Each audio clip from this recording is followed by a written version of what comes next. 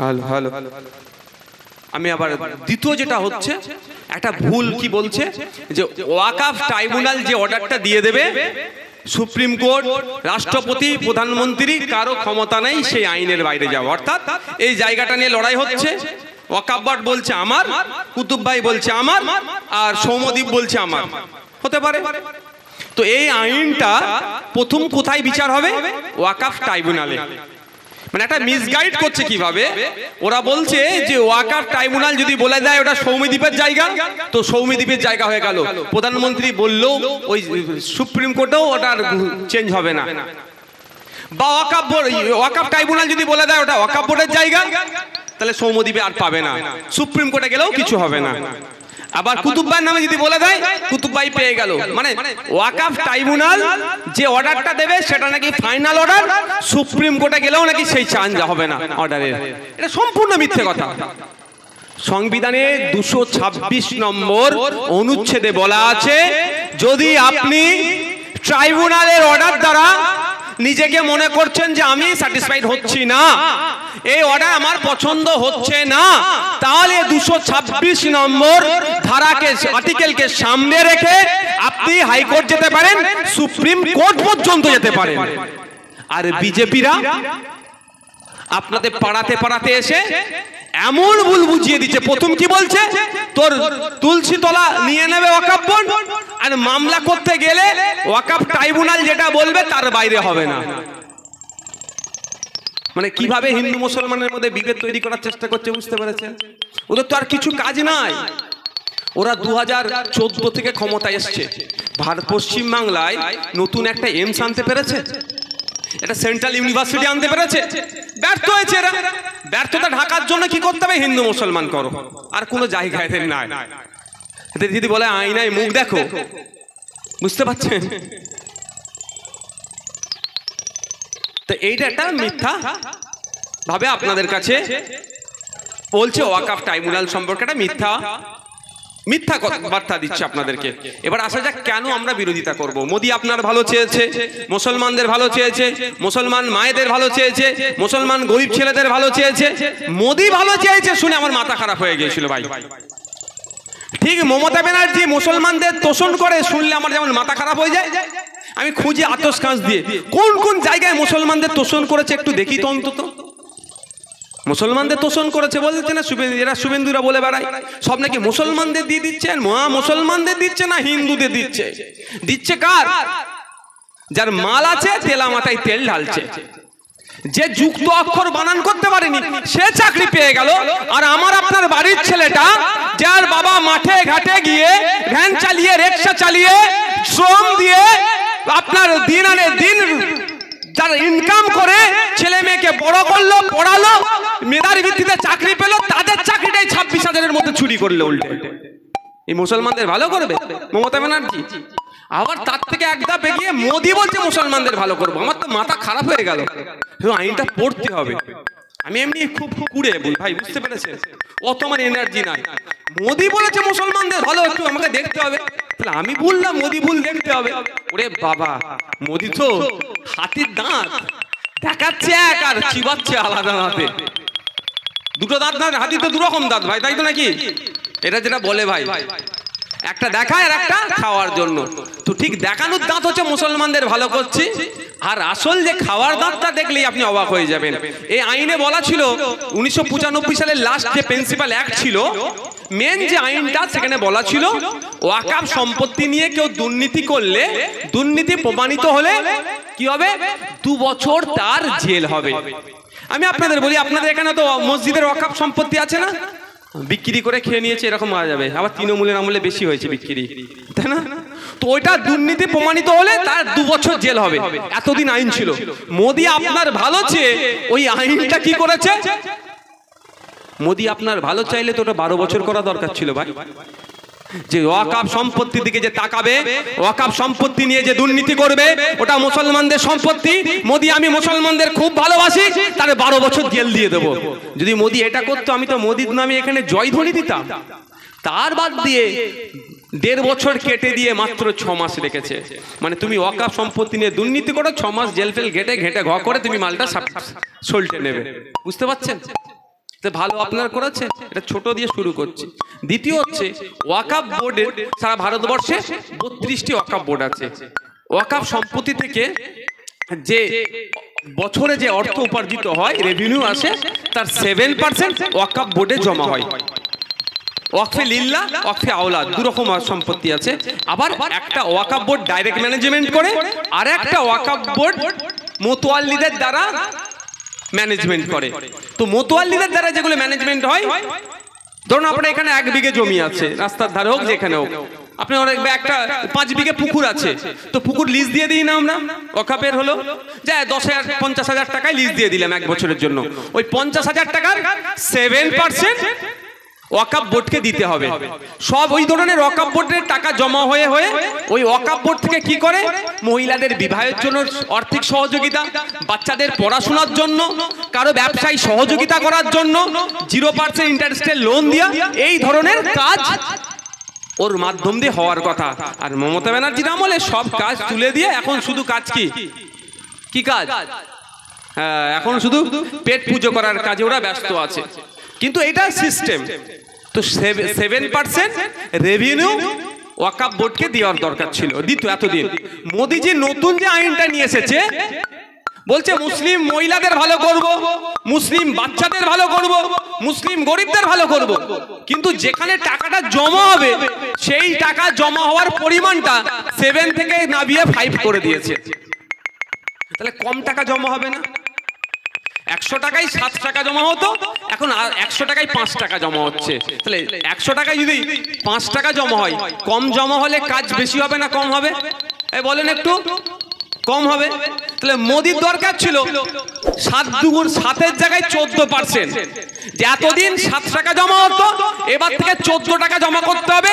ওই 14 টাকা জমা হয়ে হয়ে ওই টাকা থেকে মুসলিম বাচ্চাদের পড়াশোনার জন্য স্কলারশিপের ব্যবস্থা করা, মুসলিম মহিলাদের বিবাহের জন্য আর্থিক সহযোগিতা করা, মুসলিম ছেলেদের ব্যবসার জন্য সেখানে 0% ইন্টারেস্টের লোন দিয়া এর ব্যবস্থা করা।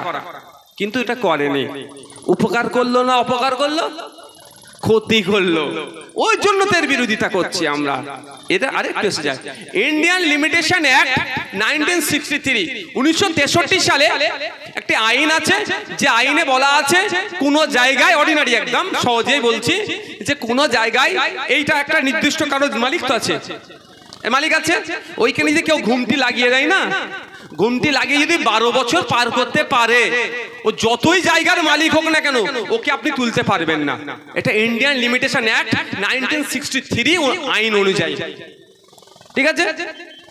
ওটা ওর কি হলো, জায়গার না মালিক হলো, সত্তার মালিক হয়ে গেল। কিন্তু আজ পর্যন্ত এই আমাদের এই ওয়াকফ সংশোধনী আইনের আগে পর্যন্ত ভারতবর্ষের শিখেদের, জৈনদের, খ্রিস্টানদের, পার্সিদের, বৌদ্ধদের, মুসলমানদের, হিন্দুদের, ভারতবর্ষের যে কোনো ধর্মের মানুষের ধর্মীয় যে সম্পত্তি, দেবত্ব সম্পত্তি হোক, গুরুদুয়ারার সম্পত্তি হোক, গির্জার সম্পত্তি হোক, মাদ্রাসার সম্পত্তি হোক, মসজিদের সম্পত্তি হোক, কবরস্থানের সম্পত্তি হোক, যে কোনো ধরনের ধর্মীয় সম্পত্তির আইনের জন্য বলা ছিল যে লিমিটেশন অ্যাক্ট প্রযোজ্য নয়। অর্থাৎ 12 বছর কেন, 22 বছর কেন, যদি 2200 বছর ধরে ওয়াকফের সম্পত্তি, দেবত্ব সম্পত্তি, চার্চের সম্পত্তির উপরে বসবাস করলেও সে এই জায়গার ক্লেম করতে পারবে না। এই আইনটা এতদিন ছিল। মোদি এসে ওয়াকফের সম্পত্তির উপরে কেউ যদি বলে আমি 12 বছর ধরে আছি, তাহলে সেই জায়গার সে ক্লেম করতে পারলো। তাহলে জায়গাকে অশান্তির দিকে কে ঠেলে দিল বলুন? অর্জুন সিং এর, বর্তমান অর্জুন সিং যে দলে আছে সেই দলের গুরু। বর্তমান কেন বলছি বুঝতে পারছেন না? ও যদি কালকে আবার তৃণমূলের ঝান্ডা ধরে, আপনার আমডাঙ্গার কিছু ছ্যাঁচড়া নেতা আছে, কিছু অসভ্য বড়ুবর নেতা আছে, দাদা দাদা করে তার সাথে ঘুরবে আবার। আছে না কি নাই? ভুল বলছি নাকি? কিছু ছ্যাঁচড়া আছে, কিছু বড়ুবর আছে, তখনই ওর জুতো চাটতে শুরু করে দেবে। ওই জন্য বললাম বর্তমান যে দলে আছে তাদের বিশ্বাস নেই। এখন বিজেপিতে আছে, কালকে দেখবেন তৃণমূলে। ঘুম থেকে উঠে দেখবেন ওই ফোনটা খুলে দেবেন, ঘুম থেকে উঠে ফোনটা খুলেছেন, চোখ লগড়াতে লগড়াতে ব্রেকিং নিউজ, অমুকের হাত ধরে অর্জুন সিং তৃণমূলে চলে আসলেন। বিশ্বাস আছে এদের? তখন আর দাদা দাদা করবে। তাহলে এ ক্ষতি করছে। এবার কেন বিরোধিতা করছে? এবারে তো ধর্মনিরপেক্ষ দেশ, এখানে সংবিধানের 15 নম্বর আর্টিকেলের কথা বলুন, রাইট টু ইকুয়ালিটির কথা বলা আছে। জাত ধর্ম বর্ণ নির্বিশেষে সব দলিলপত্র আছে ভাই। বললাম আজকে আমার এনার্জি নেই বলে খুলে খুলে দেখাতে পারছি না ভাই। হ্যাঁ, তাও তো অনেক চিৎকার করে ফেলছে, কি হবে রাত্রে আমি জানি। তো জাত ধর্ম বর্ণ লিঙ্গ নির্বিশেষে কাউকে পৃথক করে দেখা যাবে না, সবার জন্য আইন সমান। এবার বলুন, আপনি এতদিন পর্যন্ত ওয়াকফ সম্পত্তির উপরে লিমিটেশন আইন এক প্রযোজ্য ছিল না এতদিন পর্যন্ত, বা এখনো যদি আপনাদের এখানে মন্দির, বিখ্যাত মন্দির কি আছে আমডাঙ্গার? করুণাময়ী মন্দির আছে। করুণাময়ী মন্দিরের সম্পত্তি আছে। ওই সম্পত্তিতে এখন কেউ যদি বসবাস করে, ও 12 বছর কেন 22 বছর বসবাস করলে ওকে তুলে দিবে। ও বলতে পারবে না যেটা আমার এটা সত্তার অধিকারী আছে, কারণ লিমিটেশন অ্যাক্ট ওর ক্ষেত্রে প্রযোজ্য নয়। এটা ওয়াকফের ক্ষেত্রে ছিল, মোদি এসে এটা ওয়াকফেরটা তুলে দিল। তাহলে আমি প্রশ্ন করব, ধর্মনিরপেক্ষ ভারতবর্ষের জাতি ধর্ম বর্ণ নির্বিশেষে কাউকে পৃথক করে দেখা না দেখার কথা সংবিধানের 14-15 নম্বর আর্টিকেলে দেখলে পাওয়া যাবে। তাহলে সেই আর্টিকেল অনুযায়ী মুসলিমদের উপরে, মুসলিম ধর্মীয় সম্প্রদায়ের উপরে আঘাত দেওয়া হচ্ছে। এর প্রতিবাদ আমরা করছি। আমরা কেন প্রতিবাদ করছি আপনি অবাক হয়ে যাবেন। মোদি আমার নতুন আইন নিয়ে এসেছে, 5 বছর ধরে প্র্যাকটিসিং ইসলামের মধ্যে থাকতে হবে। প্র্যাকটিসিং ইসলামের মধ্যে থাকতে হবে মানে বুঝতে পারছেন? সংজ্ঞা কিন্তু দিয়ে দেয়নি। What is the definition of practising Islam? হ্যাঁ, প্র্যাকটিসিং ইসলাম মানে বুঝতে পারছেন? যদি আমি সহজ বলি, অনুশীলনের ইসলাম মানে আপাত মস্তক শুধু ওই বাপ মুসলমান ছিল, দাদু মুসলমান ছিল, বাপ মুসলমান, তার জন্য আমি মুসলমান হয়েছি, ওইটা নয়। 5 ওয়াক্ত নামাজ পড়তে হবে, 1 মাস রোজা রাখতে হবে, হক হালাল বেঁচে চলতে হবে, ফাউ কথা বলা যাবে না, কোনো অইসলামিক কাজ করা যাবে না, এক কথায়। এটাই তো প্র্যাকটিসিং ইসলাম। কিন্তু ইসলামে এই ধরনের প্র্যাকটিসিং নন প্র্যাকটিসিং ইসলামের কোনো ভেদাভেদ নাই। তারপরে মোদিজি বলছে কি, আপনি যদি নতুন করে ওয়াকফ করতে চান তাহলে আপনাকে 5 বছর ধরে প্র্যাকটিসিং ইসলামের মধ্যে থাকতে হবে। এবার বলুন, আমার বাপের বয়সী কি আছে এখানে? একটা বাপের বয়সী লোক দেখলে ভালো হতো তো। কে আছে? এটা উঠে দাঁড়াও না গো, উঠে দাঁড়াও বাপ। ওই বাপের ইচ্ছা গিয়েছে ওয়াকফ করবে, ওয়াকফে লিল্লাহ করতে পারে, ওয়াকফে আওলাদও করতে পারে। তো উনি গিয়ে অফিসারকে বলল যে আমি ওয়াকফ করব। অফিসার উনার দিকে তাকিয়ে বলল ঠিকঠাক নামাজ পড়ো। উনি বললেন না। কেন? মোদি আইন করে দিয়েছে 5 বছর প্র্যাকটিসিং ইসলামে আমি 5 বছরে একদিনও নামাজ কাজা করিনি। অন্তত লাস্ট 5 বছর আমি ঠিক করে নামাজ পড়েছি, একদিনও কাজা করিনি। তো অফিসার উনার মুখের দিকে তাকিয়ে বলল সবই ঠিক আছে, কপালে দাগ নেই কেন গো তোমার? তুমি কি নামাজ পড়েছো? ফাঁকিবাজি করেছো, চলো তুমি ওয়াকফ করতে পারবে না। হয়ে গেল তো? আমি হাসির ছলে নিচ্ছি। তাহলে বলুন, উনি 5 ওয়াক্ত নামাজ পড়ছে কি পড়ছে না, ওনার সাথে কি একটা করে অফিসার দিয়ে রাখবে নাকি? আমডাঙ্গা থানার বড়বাবু, আমডাঙ্গা থানার যিনি সব থেকে প্রভাবশালী মুসলমান মানুষ, তার সাথে থাকবে। আমডাঙ্গা থানার ছোট বাবু, তুলনামূলক যিনি একটু কম প্রভাবশালী, তার সাথে থাকবে। আমডাঙ্গা থানার কনস্টেবল অন্য একটা মুসলমানের পাশে থাকবে। শুধু পশ্চিম বাংলার যদি 3 কোটি কম বেশি মুসলমান আছে, তাহলে 3 কোটি কি অফিসার সাথে করে নিয়ে ঘুরবে নাকি? এই দেখো আমি আজকে মাগরিবের নামাজ পড়লাম, এই ঈশার নামাজটা আমি পড়ে নিলাম, তুমি নোট করো, এই ফজরের নামাজটা আমি পড়লাম। হবে? সম্ভব? মানে নতুন করে ওয়াকফ না করতে পারে, ওই জন্য বন্ধ করার রাস্তা করছে। আবার এরা নাকি উপকার করছে। আপনার বুঝতে পারছেন, মোদি মুসলমানের উপকার করছে। এই উপকার তো ওই বাবা ঘরে যাওয়ার পরে কি করলো? বলছে তোমার হবে না, কপালে দাগ নেই। দাগ কপাল টপাল ছাড়ে দাগ করে নিয়েছে। 1 সপ্তাহ পরে এসে বলছে আমি করব, এই দেখুন আমার কপালে দাগ আছে। অফিসার বলল ঠিক আছে, কপালে দাগ আছে একটা, তো সিমটম বুঝতে পারছি। এবারে 29টা রোজা হয়েছে, তুমি তো 25টা রোজা রেখেছো, 4টে তো ছেড়ে দিয়েছিলে। 1 মাস রোজা রাখা ফরজ, তুমি 4টে ছেড়েছো, তুমি তাহলে সম্পূর্ণরূপে তুমি ইসলাম প্র্যাকটিস করছো না, তুমি অফ করতে পারবে না। এবারে বাবা, এই বাবা আমার 25টা রোজা রেখেছে কি 5টা রেখেছে না 29টা রেখেছে, উনি ছাড়া দ্বিতীয় কেউ, আল্লাহ ছাড়া আর কেউ বলতে পারবে ভাই? তাহলে উনার রাস্তা বন্ধ হলো। এর বিরোধিতা আমরা করছি। এবার বলুন, আমি ফিরে আসি, আমার হিন্দু ভাই যদি ইচ্ছা করে ওই কি মন্দিরের নাম বললেন, করুণাময়ী মন্দিরের নামে আমি এই মার্কেটের একটা দোকান উৎসর্গ করে দেবো, এই দোকান থেকে যা ইনকাম হবে ওই ইনকামটা করুণাময়ীর মন্দিরে যাবে, মন্দিরের কাজে লাগবে, ধর্মীয় বিশ্বাসে আমার ওর থেকে পুণ্য হবে। এই জন্যই তো আমরা দিই ভাই।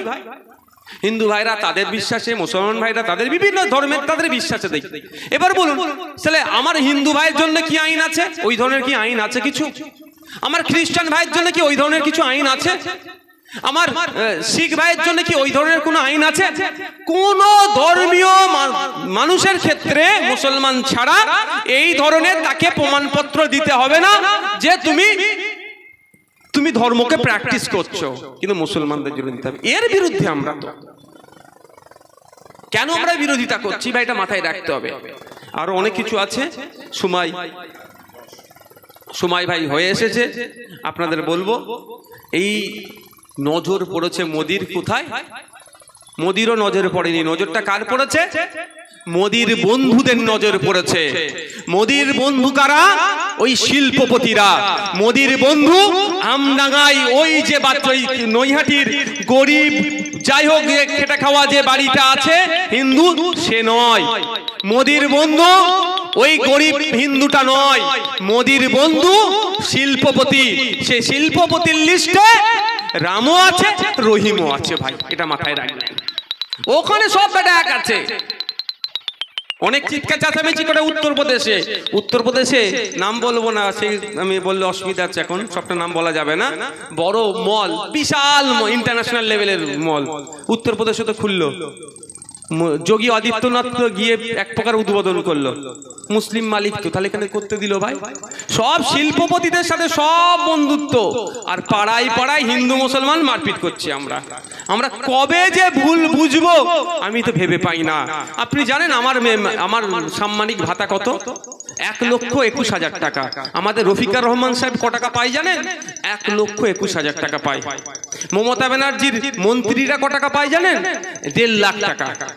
তাহলে ওরা 1.5 লাখ পাবে, নওশাদ সিদ্দিকী 1,21,000 পাবে, রফিকার রহমান সাহেব 1,21,000 পাবে, আর আপনারা মারপিট করবেন? লজ্জা করে না আপনাদের? লজ্জা করে না? আজকে অর্জুন সিং যদি এমপি হয়ে যায় 3.5-4 লাখ টাকা পাবে।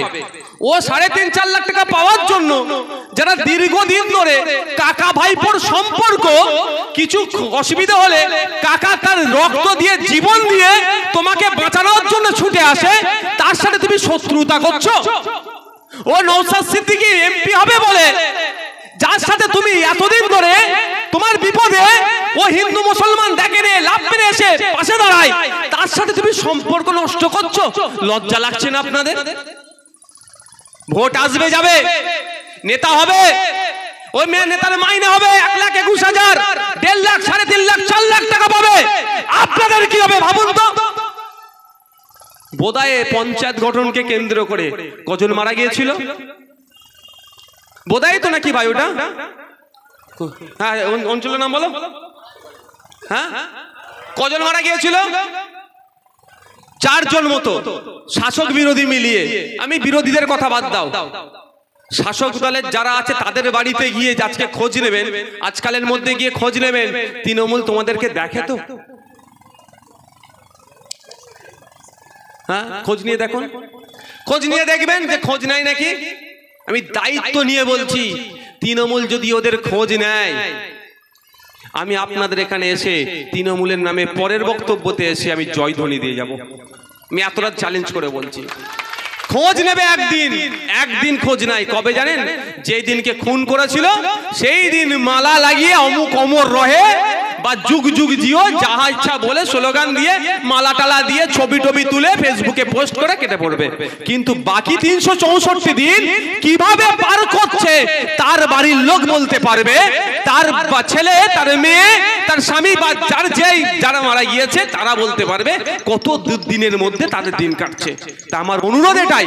অনেক কথা বললাম, অনেক হাসি, মানে আমার কথায় হেসেছেন, কারো রাগ হয়েছে, যা হোক, মনে করলে যদি প্রকাশ্যে মনে হয় 2টা খিস্তি দেবেন, যদি মনে মানসিকভাবে শান্তি পান আমাকে দেন, আমার কোনো সমস্যা নেই।